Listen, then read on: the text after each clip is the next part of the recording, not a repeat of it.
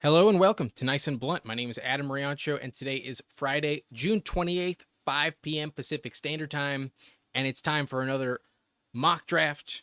Let's go.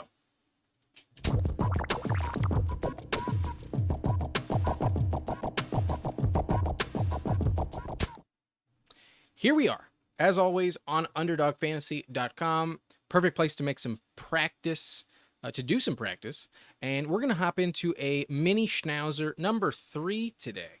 And as you can see right here, the pick clock is down to 10 seconds. So it's going to be a very quick draft. And I'll probably do 2 of these. It's only $3. But let's take a look at the format of this payout structure. 100K in prizes, $3 buy-in, you got to finish top 2 to advance to the playoffs. Then you got to finish top 2 out of 10, then top 2 out of 8. So pretty decent odds to advance as you make it through the playoff weeks. And then a 310 seat final. How much does that pay out? If you do make the final, you get $60 and it just moves up from there. Top 10, you take home $1,000, and obviously first place, $10K. So pretty decent payout. And as always, it is best ball, so no time commitment. Automatically starts your best roster every single week. And that roster is 1 quarterback, 2 running backs, 3 wide receivers, 1 flex, 1 tight end, and 10 bench spots. So an 18-round draft. Let's get it going. This is half PPR. But there are 3 spots this draft will fill very quickly, and it's just about down to 1 spot. We won't have to wait too long for this thing to get filled. So here it is. It's coming at you. We get a late round pick. We are sitting at pick 12. We are at the bookend, and that is not ideal for such a short amount of time to make our decision. I would have preferred a middle round pick. Anything but the bookend. I feel like having to go back to back with only 10 seconds is not the best situation. So we're going to have to make a plan beforehand, and hopefully we do not get in a tough situation where we time out and we get a player we don't want. But I think we'll be okay. I've done over 100 of these drafts so far on Underdog for the regular season, and I think it'll be perfectly fine. But I'm trying to adjust the size. I feel like it's kind of just going to crop out a little bit on the end there, but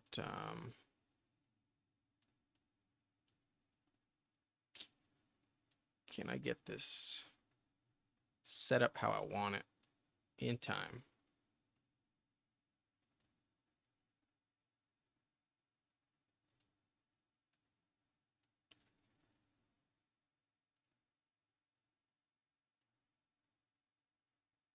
All right, I think it's coming together now. Yeah, that's close enough. That's fine. We're on the end, but it'll be fine. Fight Me, you're here in the chat. Good to see you, my friend. Appreciate you for joining me. Let's go, indeed. But we're going to be at the turn. We're definitely taking at least 1 wide receiver. That's for sure. I feel like because of the position we're in, we have to wait so long. You at least need to take 1 receiver, I think, with picks 12 or 13 if you are at the turn. If not taking 2 straight up. So we'll see what happens, but odds are we're going to be in play for Marvin Harrison. The question is, oh no, Harrison's off. So we're looking at Garrett Wilson. Do we go Drake London, Chris Olave, or do we take a running back? I'm going to grab Garrett Wilson, and then I'm also just going to go Jahmyr Gibbs. Just gonna grab some different exposures.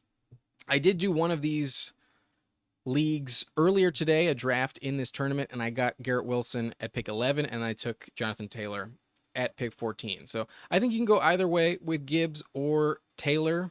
In my season-long rankings, I actually do have Taylor 1 spot above Gibbs, but I think here in best ball, it's wise to have different investments. I don't take Gibbs that often, and I see them in a similar tier. I have Gibbs at number 5. In terms of running backs, I have Taylor number 4. So he's falling. Whoever does get Taylor, whether it's here at 19 or even later, is going to get a really good value. And he continues to fall at least pick 20 for Jonathan Taylor. So that's a wow. Even Achane over Taylor. I would not do that personally. But in best ball, I think you can kind of talk yourself into taking Achane a little bit more. He had those massive, massive spike weeks last season. And that kind of is a little more forgivable here in the best ball tournament. In season long, it does scare me a little bit more because you don't exactly know when those massive weeks are going to come. There's still Mostert in that backfield. And if he gets hurt like he did last season, you're kind of screwed. I think Taylor is less likely to get injured. Granted, Taylor did deal with some injuries as well last season. Who knows? Maybe I'm wrong, but to get Tyreek Hill paired up with Jonathan Taylor, pick 21, that is a steal, in my opinion. But after our Gibbs pick, we see Ayuk, Saquon, London, Nico Collins, Adams, Chris Olave, Achane, Taylor, Debo, Waddle, Evans, Devontae Smith. Team 2 with Christian McCaffrey takes Sam Laporta, a bit of a reach on Laporta. Malik Neighbors at 27, followed by DK Metcalf, Kyron Williams, DJ Moore, Stephon Diggs. All right. So we have Gibbs and Garrett Wilson, and we're definitely taking another receiver. We need that position pretty badly. And we might get 2 of these top 3 options if we want them. Kelsey goes off. So we're looking at perhaps Michael Pittman. Yeah, I'll just take Pittman. And I'm probably going to set myself up for a Richardson stack later. So I'm going to go with Tank Dell. Let's hope for the best. And now, whether we get sniped on Pittman or not, on Richardson or not, we can also go CJ Stroud. We're going to be in good shape to grab a QB at the next turn. So passing on Josh Allen, maybe it's the wrong move, but wide receiver really does dry up as the first few rounds go about. Is that proper grammar? I don't even know, but you know what I'm saying. We're already looking at like wide receiver 27 off the board. At the 3-4 turn, by the time we hit the 5-6 turn, it's not going to look too pretty. And I don't love the values there. Like, best case scenario, you like someone like Jaden Reed, Chris Godwin is still on the board at 60. If not, you're like looking at like Xavier Worthy or like Rome Odunze. And while I do like Odunze, I don't see as much production for Tank Dell. If you look at last season, when Tank Dell was healthy, I was compiling these stats. In 10 healthy games last year, Tank Dell put up 14.2 fantasy points per game. That's definitely on the upper echelon. Not too many receivers scored more than 15. And in actuality, in 9 games where Nico Collins was healthy and Tank Dell was healthy, Nico Collins actually only scored 13.9. So you actually got more points from Tank Dell straight up when the 2 of those receivers were on the field together. And obviously, Tank Dell's coming off of injury.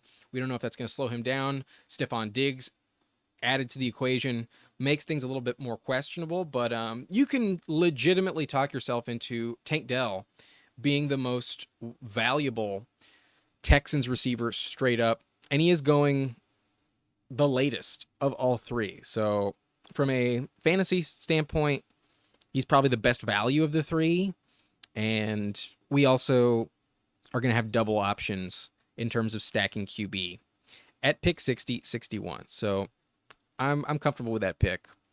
We'll see what happens. But we're coming up on our next selection pretty soon. We know that one of Richardson and Stroud will be our decision. We know we're grabbing one of them. And tight end has just dried up, so we're not getting a tight end. Richardson gets taken, so we're going to be looking at Stroud for sure. And given we have Gibbs, it's not critical to go running back, but that's definitely something I could talk myself into. We get a decent value on James Cook, but I'm going to give myself as much time to think about it. Definitely taking Stroud, and then I think I'm just going to go with receiver. I'm going to go Godwin. As much as I think, like, in a vacuum, you're probably going to get more points from James Cook over Chris Godwin, I know that the receivers available to me at the 7-8 turn do not compare to the receivers who are still on the board in the 6th round here. So I know running back is still going to be pretty loaded at the 7-8 turn, and we took a running back in round 2.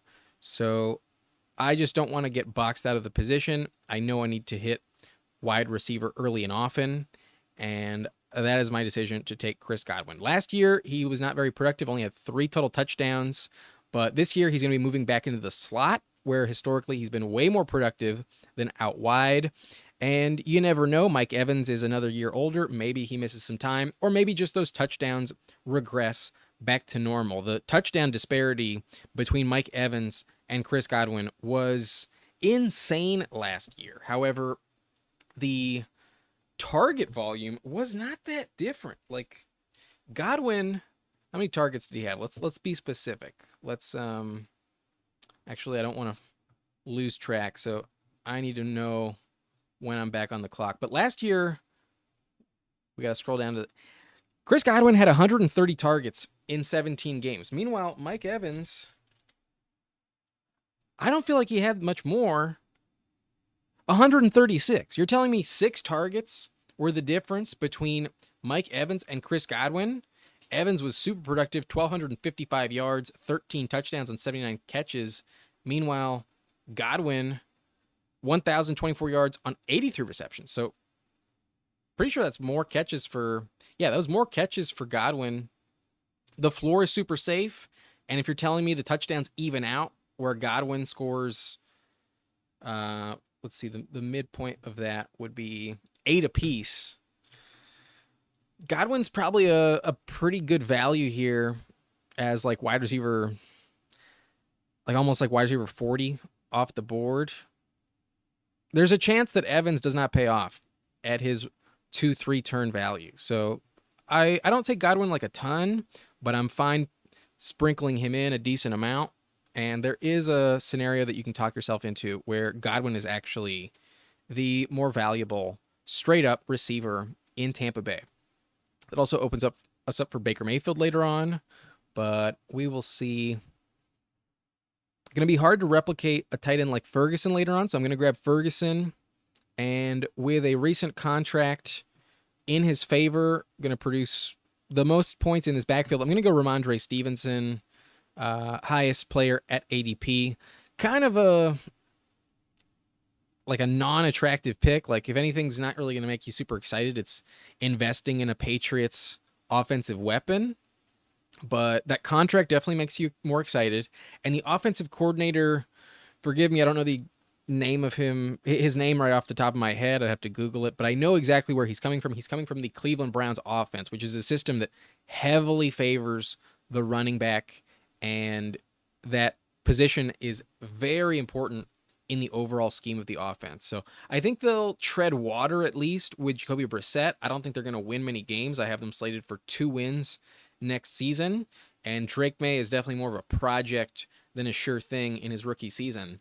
But there's no other player that you can look to in the Patriots offense that you can clearly, without a doubt, say is going to be more involved in this offense. Like, Ramondre by far and away is getting the most touches, not just because he's a running back, but just because he's their best player for by far and away. Maybe Jalen Polk proves me wrong about that. I am high on Jalen Polk, but as a rookie, it's kind of night and day. Ramondre is the only Patriots offensive player being drafted in the top 100, if not like top 150. What is Polk's ADP? Polk is going 142, so pretty close. Wide receiver 67 off the board.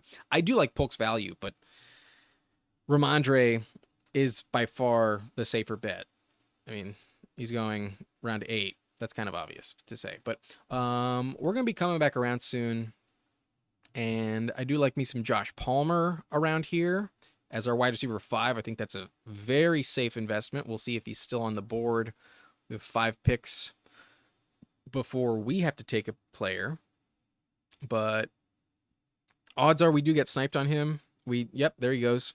And it's not ideal. I don't like Javonte Williams here. I don't like Devin Singletary here. Tyjae's kind of interesting, but not great. I'm definitely going to go Romeo Doubs. Actually, no. We're going to go with Mike Williams. And then I got to grab running back most likely. I'm going to go Tyjae Spears. I think he has the higher upside of the running backs available. You can definitely argue for more touches guaranteed for Devin Singletary, but that offense, not one I'm excited about.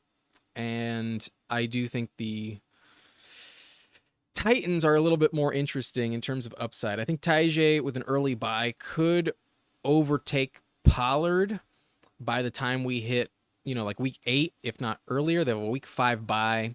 And if Pollard in a new offense, new system, I mean, I guess it's a new system for Tyjae as well, but he still has some established chemistry with Will Levis. Really good pass catcher. They're both good pass catchers, though. Pollard caught 55 receptions last year. Tyjae caught 52, but Tyjae is a rookie. Tyjae's staying in the system. And there's over, I want to say, 300 vacated touches from Derrick Henry. How many touches did Derrick Henry have last season? Let's be specific here. 308 combined with 280 rush attempts and how many targets? 36 targets, 28 catches. Most of those will go to Pollard, but obviously Tyjae had a lot of touches himself. And if you tell me Tyjae gets another 100 touches, if it's a straight like 200 split,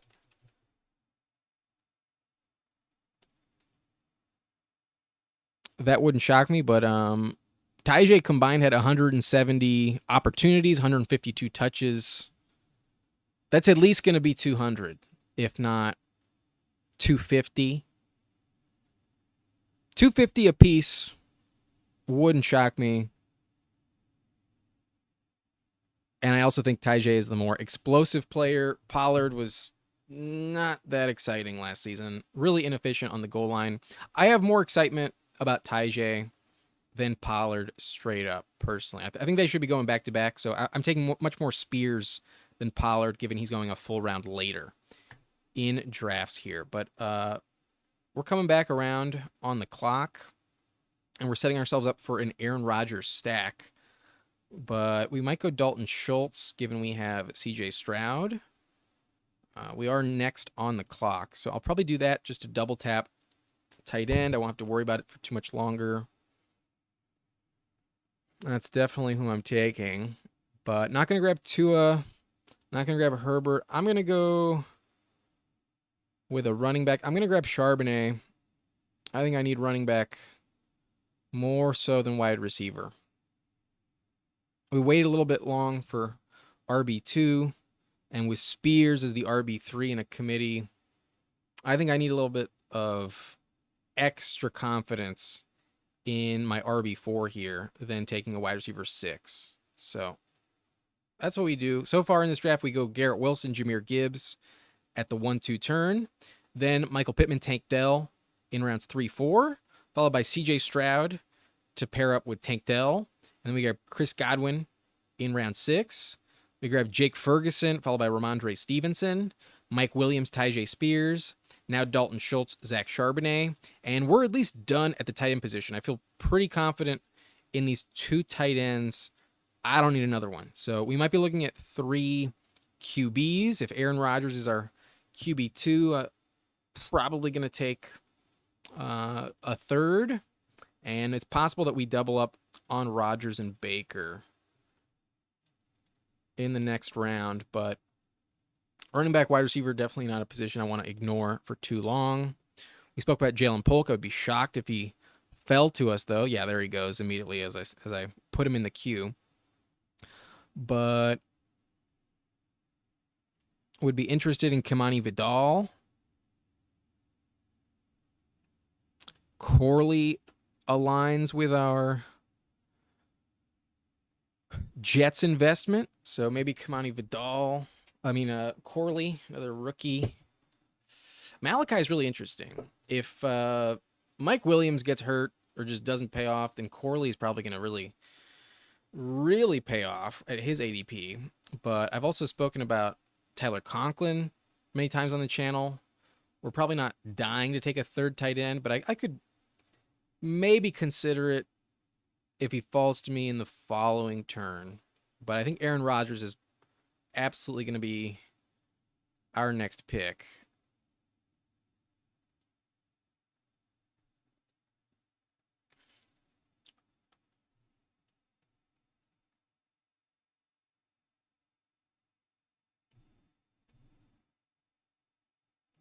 I think that's what I'm planning to do. Going to grab a running back here, most likely Vidal, if available, and then Aaron Rodgers.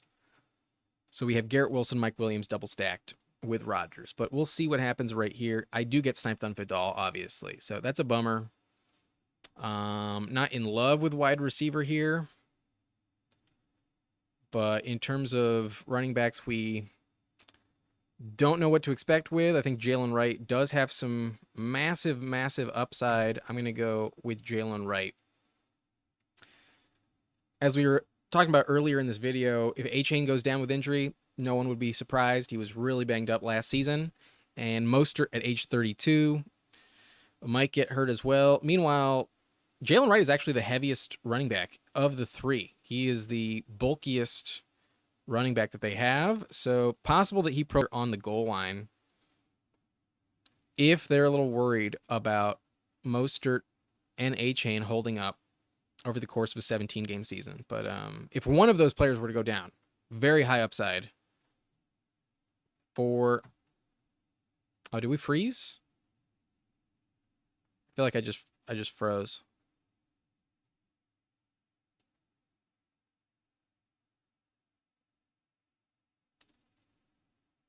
Let me know in the chat. Did the stream freeze?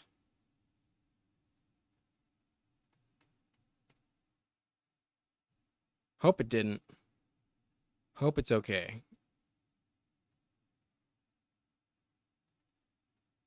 But I think I'm all right.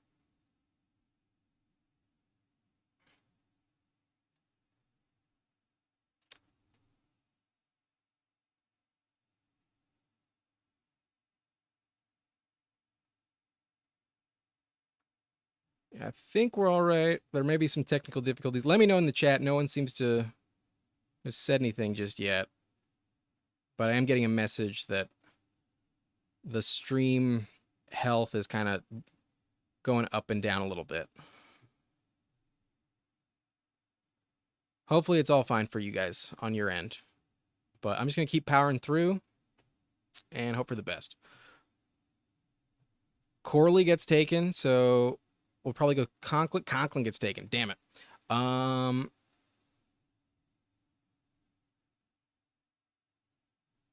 All right, so sounds like I'm frozen, but you guys can hear me. I will be taking a running back here. I'm going to go J.K. Dobbins. Similar logic to Kamani Vidal. Need a running back, and there aren't that many that I love. And if we're not getting Conklin, we can't justify it. I'm going to go with my favorite wide receiver here in Demarcus Robinson. But looks like we're all good. I'm glad it seems to have resolved itself, but apologies for the technical issues. It looks like there was definitely a patch there where I was frozen, but I'm glad you guys can hear me. But while it was frozen, I don't think we were on the clock at all. So those are our picks, just to remind you how this draft has gone. At wide receiver, we have Garrett Wilson, Michael Pittman, Tank Dell, Chris Godwin, Mike Williams, and Demarcus Robinson. At running back, we have Jahmyr Gibbs, we have Ramondre Stevenson, we have Tyjae Spears, Zach Charbonnet, Jalen Wright, J.K. Dobbins. Really hoping for some massive upside to realize itself with Jalen Wright, J.K. Dobbins, but there's a chance that neither of those players are productive this season. Let's hope for the best. Definitely some risky options for sure, but worth the gamble, I think, at their ADP. At QB, we have C.J. Stroud paired up with Tank Dell and and Dalton Schultz. Excuse me. So double stack with C.J. Stroud, and then our backup QB is Aaron Rodgers, who we have stacked up with Garrett Wilson and Mike Williams. So double stack with both of our QBs. I can walk away with just two quarterbacks and feel like somewhat all right. I think I'd rather have a third, given Rodgers' recent health. I mean, there's nothing guaranteed with Rodgers himself. But if he doesn't work out, then this team might be dead in the water, honestly. We're not going to get a lot of production from Mike Williams. So maybe I just, call it at that. Like, in this tournament format, we don't really care if we get fourth place. We want number one, number two, and if we get number two, we're more than likely than not to succeed in the playoff rounds anyway. So I'm probably just going to stick with two. We have 6 running backs already. We only have 6 receivers, and there's only 2 rounds left. So I think I'm just going to power through, grab wide receiver in these last 2 rounds, and give myself some upside at that position, because we kind of ignored it for a while. So that is the plan, and we're on the clock in 4 picks here. So not too many players I like, but Slayton I think is kind of interesting. Big deep target with some incentives in his contract. 2 straight seasons with over 700 yards receiving. So I will go Darius Slayton. And then with all of the question marks in LA for the Chargers, I can talk myself into DJ Chark. I think I'm going to go DJ Chark, because there's no one that I really want. And he's a deep threat receiver. Last year he put up 98 fantasy points in not too many games. He's the guy that can catch a 60-yard touchdown, and that's kind of the only way he makes it into our roster in round 18 anyways. So that's what we're shooting for with these 2 late round selections. And other than that, they're not really going to offer us more than 5-point viability in any given week. So that's our team.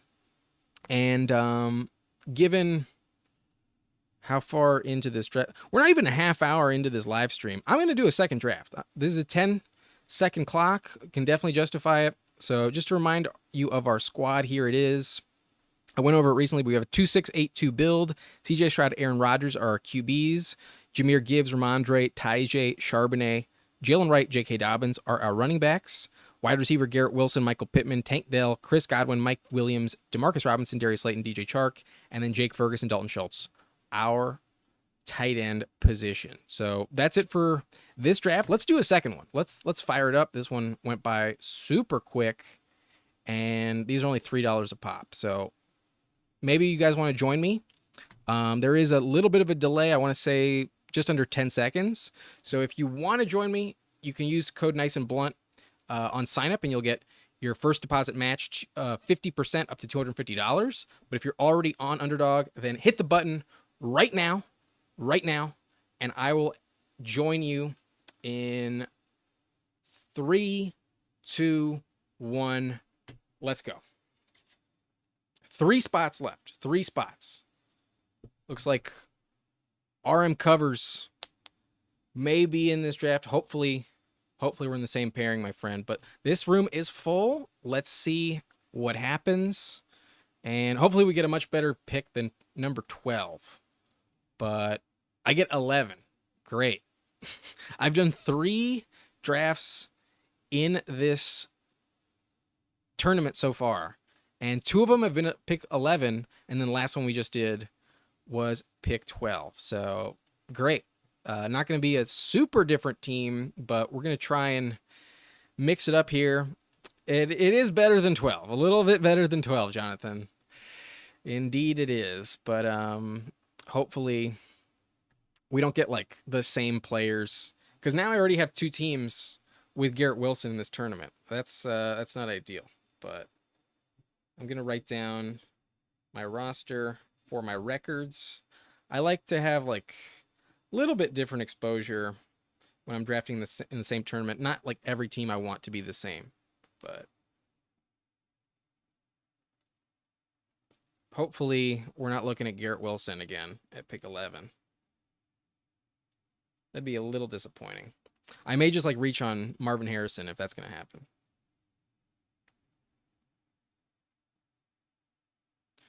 Okay, here it is. Covers says you can get nice value at 11. It's decent. There's a slim chance that running back falls to us. If we got Breece Hall, I'd be ecstatic. But I'm hoping for Puka Nacua. I do not want to have to take Garrett Wilson for the 3rd time in this tournament. Puka goes at 6. Wow. Big reach on Puka. over St. Brown, I don't think is justified. So, god damn it. Unless A.J. Brown is there, we're in line. Oh, thank the Lord. Oh, yes. Got A.J. Brown at pick 11. Very happy with that. Very happy. Gonna go Marvin Harrison. We're gonna grab double wide receiver. I did feel like we got a little bit boxed out of receiver in our last draft with Chris Godwin being our fourth. So the difference between Pittman and Marvin Harrison as your two, I think, is a big gap. And that's one of the big reasons why you can definitely pass on taking a running back in the 1-2 turn, either Gibbs or Taylor. As valuable as they are, it's just wide receiver dries up so quickly. So that's our team so far. A.J. Brown, Marvin Harrison, and maybe we can get like Derrick Henry on the turn. We'll see what happens. But I'm already like forgetting the players that I had on that other squad. I'll just fill it out later. But anything weird in this draft so far? I mean, Puka at 6 was very shocking. Ayuk goes at 13, and Team 12 just must have a massive confidence that he's staying in San Francisco. If you'd asked me like 2 weeks ago, I would have told you like, yeah, there's no chance Ayuk is leaving. But he's been a big headache, I'm sure, for the Niners the last week or so. So maybe he does leave, and I don't think he'd be as valuable with Jaden Daniels. I know they have a really good connection, but I would still trust the Niners offense over Washington. I don't think he'd lose a lot of value. I'd still think he'd be a second round pick, but I think top of the second as opposed to late second is a big difference. But Laporta is in the thumbnail, so maybe we go Laporta. But we're still going to have a really good value at tight end on the way back. Can't imagine this team goes with double tight end. So we'll have our decision between Laporta, Kelsey, or maybe Josh Allen. But no Derrick Henry. We take Zay Flowers. We could grab a combo with Lamar. We could talk ourselves into Lamar. But Laporta's still sitting there. I think I'm going to go with... I'm going to take Jalen Hurts. Going to take Jalen Hurts.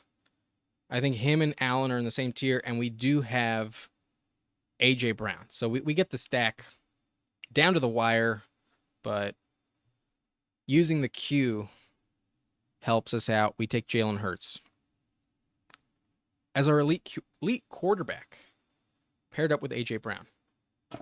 I'm comfortable with that. So much rushing upside with Hurts. And if you've seen my win-loss predictions for the Eagles this season, I do think they're going to have a bit of a lull mid-year in their schedule. There is like a month stretch where I have them losing all 4 like straight games, and there's a chance that Sirianni gets fired. But I actually have them going 7-0 to finish the season. I have the Eagles going on a tear, just a massive hot streak. I do think they're going to be really effective to close the season, and I do trust Hurts as, at worst, a top 3 quarterback. I still really have confidence in Hurts. He's got elite receivers. I know Barkley is there, but I still think he's going to score a lot of rushing touchdowns. It's probably not going to be 15, given there's no Jason Kelsey at center, but Hurts is still going to get plenty of tush-push opportunities, and he was injured last year. If he stays healthy, he'll be back to elite, and last year he was still elite as well. So I definitely trust Hurts in round 4. I don't think you can go wrong. But we're coming back up on the clock here. We went Godwin in the last round, so I'm not going to take Godwin. Cooks gets sniped, so I might just go Kyle Pitts. I'm not like in love with Pitts, but there's not that many tight end options coming back around. And that guy reaches on Kittle. We could go Godwin again. We could go Xavier Worthy. I'm going to grab Rachaad White. We don't have a running back yet. We have 3 receivers. And going to stay a little balanced. Grab Rachaad White as our RB1. Pretty safe option. Was not efficient last year, less than 4 yards per carry, but was very efficient in the passing game and did put up over 1,500 yards from scrimmage in Tampa last season. So hard to replicate that. I'm going to go with Rachaad over Godwin and Worthy. But RM Covers is asking, how unique would it be to have Gibbs, Ayuk, and Laporta? Anything with Gibbs and Laporta is not like that unique. Those 2 players have been paired up a lot more lately, especially as Laporta has fallen to the top of the 4th round. So that's not that crazy. It's just the Ayuk situation. And if Ayuk stays, I do see Ayuk as a top 12, at worst top 15 wide receiver. I think I'd rather have Marvin Harrison, though, just because there's such less competition. And it's not like Ayuk gets like a massive volume of targets. It's just he's so efficient.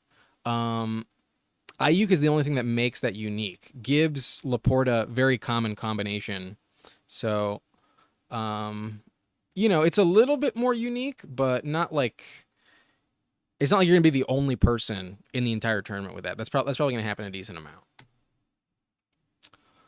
But we're not going to reach on Jameson Williams, that's for sure.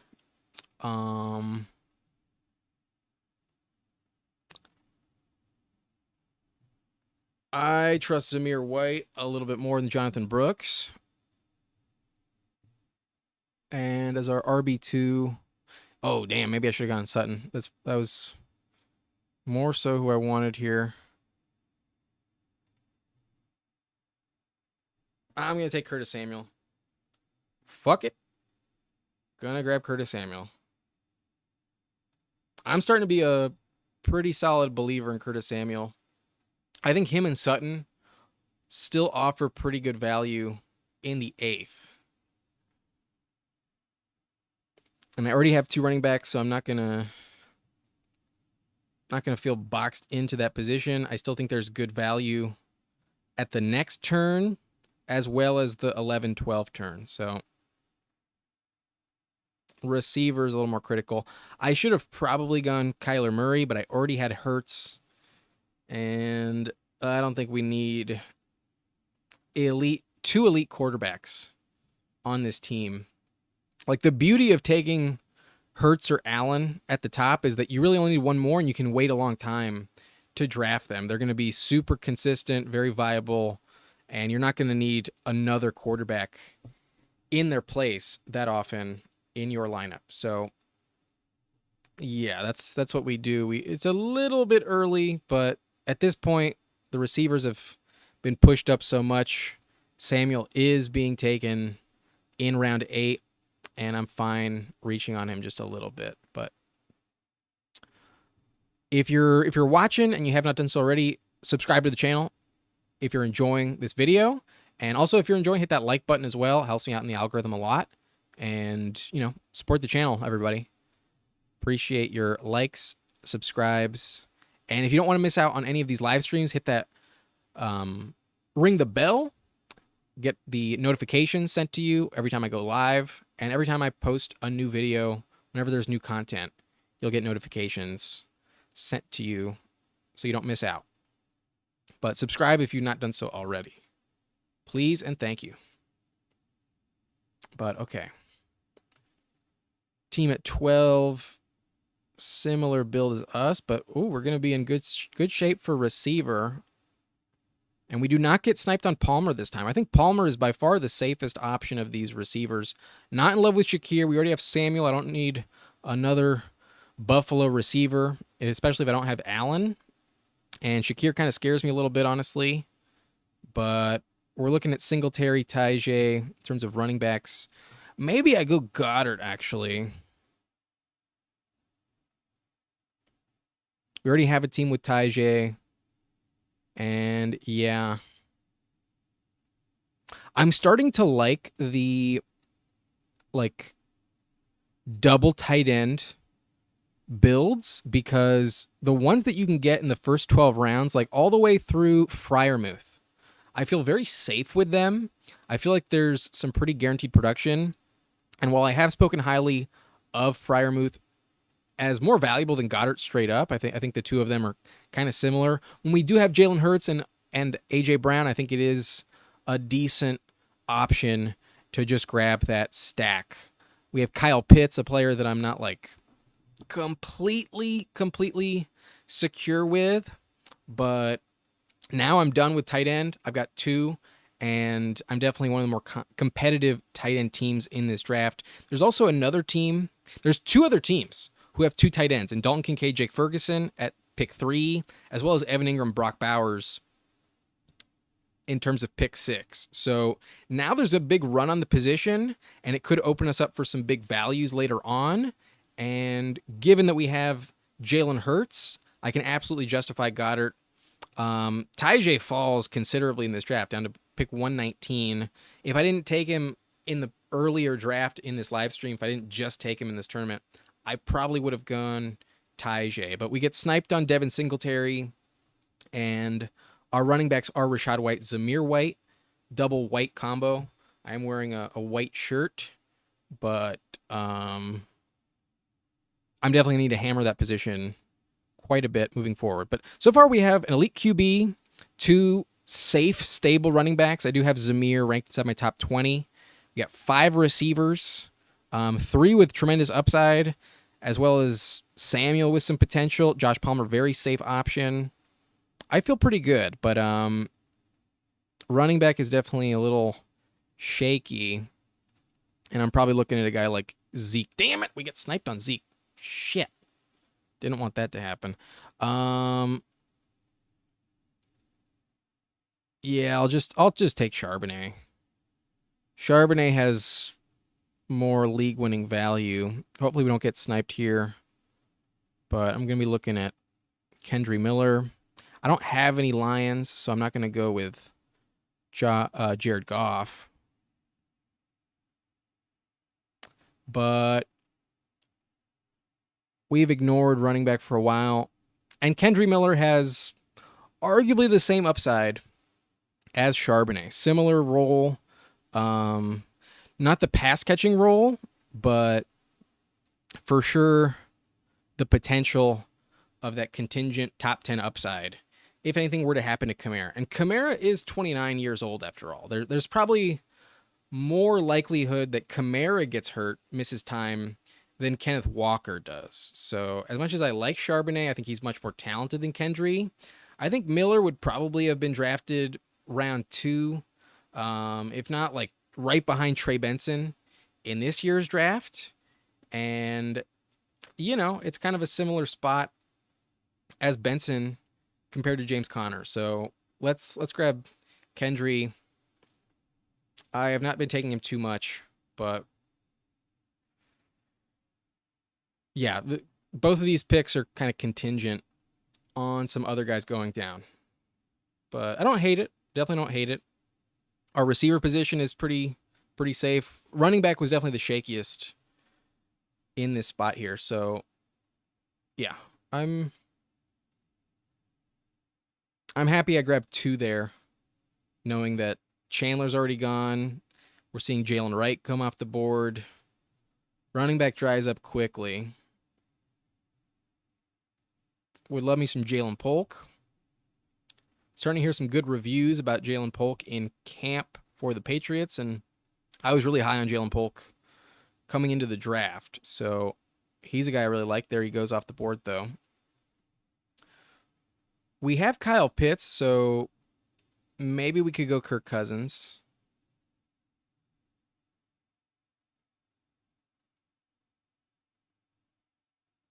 Not in love with Quentin Johnston, but I've been sniped so many times on Kimani Vidal. Does it happen again? No, it doesn't happen. I'm going to take Kimani Vidal. Very high upside. I think we took J.K. Dobbins in the last draft as well. So similar Similar situation. Just hoping it works out. But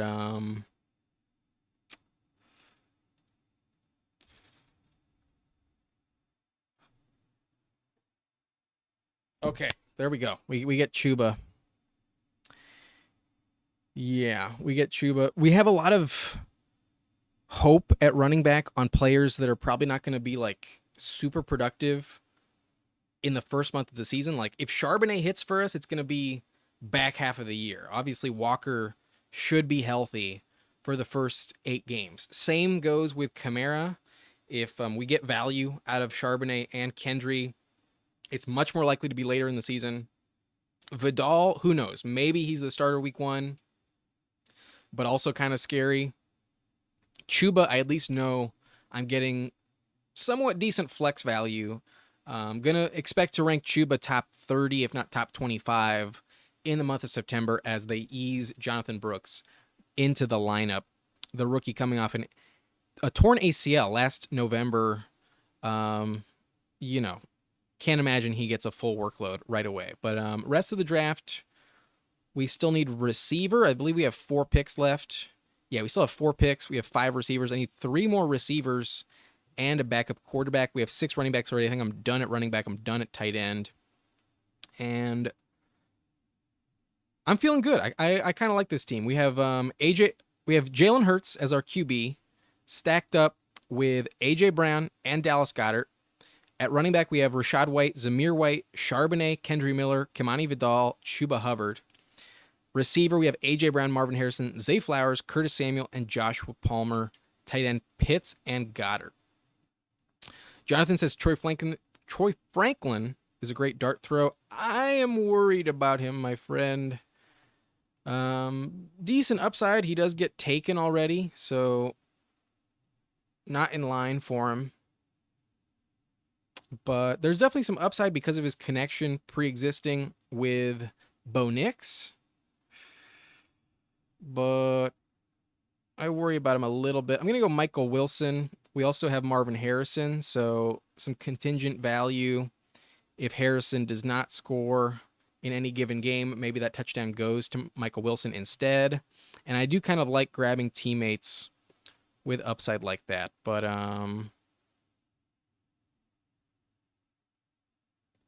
we've taken a lot of Demarcus Robinson. There aren't that many players I like trust at this point. I still like Demarcus Robinson. He was really productive at the end of last season. I think he's one of my most drafted receivers because he goes so late. I have some stats on him. Where does he show up here? DeMarcus. Where are you? I was recently doing some stats. Huh. I have like the top 60 receivers on this notepad I'm looking at, but I just don't see him at the moment. I'm a little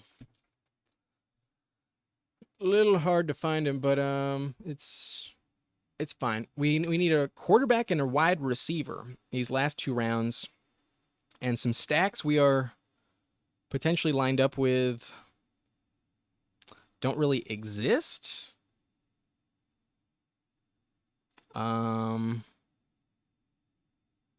There's no chance we get Kyler.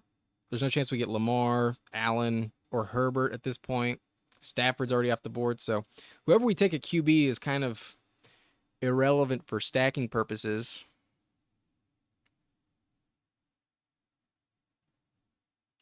Just a question of who do you want? Bo Nix is kind of interesting. There sure is some potential for Bo Nix. If he's better than people expect, he will absolutely outperform this ADP. But we might go Will Levis, given he's really falling. We would get good value on Will Levis. And we could pair him with Tyler Boyd. We'll see.